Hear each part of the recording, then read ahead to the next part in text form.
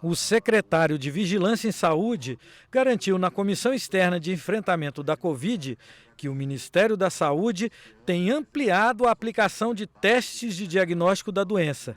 Segundo ele, num ranking com 74 países, o Brasil subiu do 60º lugar em março para o 18º lugar em novembro, entre os países que mais testam para a Covid-19. Nós temos uma distribuição média, né, a depender da demanda dos estados, e cada vez mais temos feito isso, uma distribuição média de mais de 1 milhão, de 1 milhão e 200 a 1 milhão e 300 por mês. O Ministério da Saúde pediu à Agência Nacional de Vigilância Sanitária a ampliação do prazo de validade de mais de 2 milhões de kits de testes de identificação de Covid que venceriam em dezembro.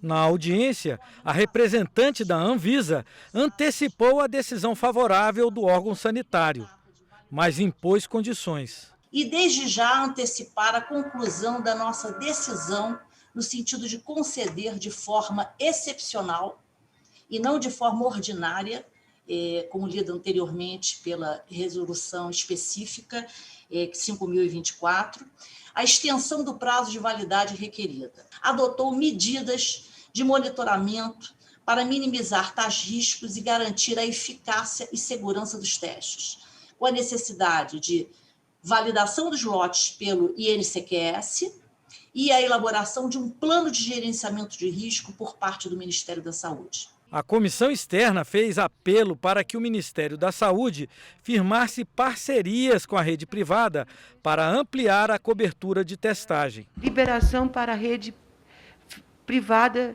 conveniada ao Sistema Único de Saúde, eu tenho certeza que vai ajudar muito, muito, muito os estados brasileiros, em especial os municípios, se a gente puder ter um grande acordo aí de realização desses testes, porque, repito, eu não quero, nenhum de nós queremos, né, doutor Luizinho, que em janeiro, fevereiro, março, abril, a gente tenha o mesmo volume de exames que a gente está tendo hoje. Na sequência, a comissão externa realizou outra audiência pública, dessa vez para discutir o Plano Nacional de Imunização, lançado pelo governo nesta terça-feira. Ressalvando que é apenas um planejamento preliminar, o representante do Ministério da Saúde detalhou os critérios que vão definir os grupos prioritários que vão receber a vacina primeiro. A gente entende que talvez na primeira fase a gente tenha trabalhadores da saúde, idosos acima de 75 anos, idosos acima de 60 anos que estão em instituições de longa permanência e a população indígena.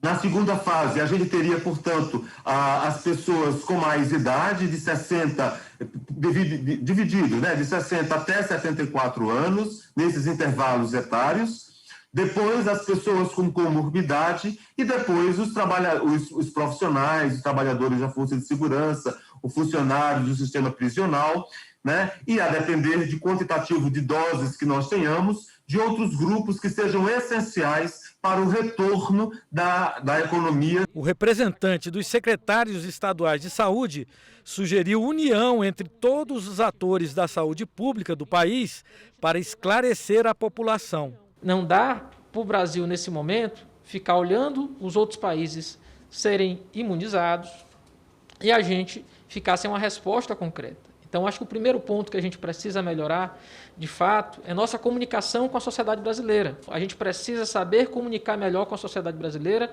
primeiro, para tranquilizá-la.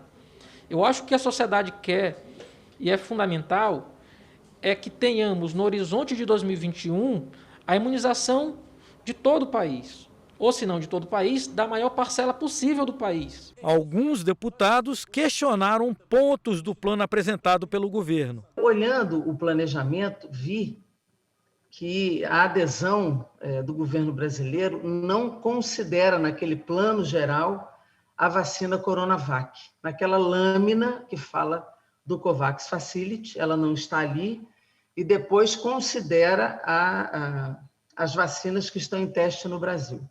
Então, não sei exatamente essa é a primeira questão, qual é, de fato, a previsão do governo brasileiro em relação à vacina do Butantan. O presidente da comissão esclareceu que a lei aprovada no Congresso garante agilidade na liberação do registro no Brasil de vacinas aprovadas em órgãos regulatórios fora do país. O nosso projeto de lei que originou a lei 14.006, ela faz com que seja assim, por exemplo, uma vacina que já foi validada pelo FDA, pela EMA, agência europeia, ou pela agência chinesa ou japonesa, ela passe pela Anvisa para em 72 horas a Anvisa se manifestar.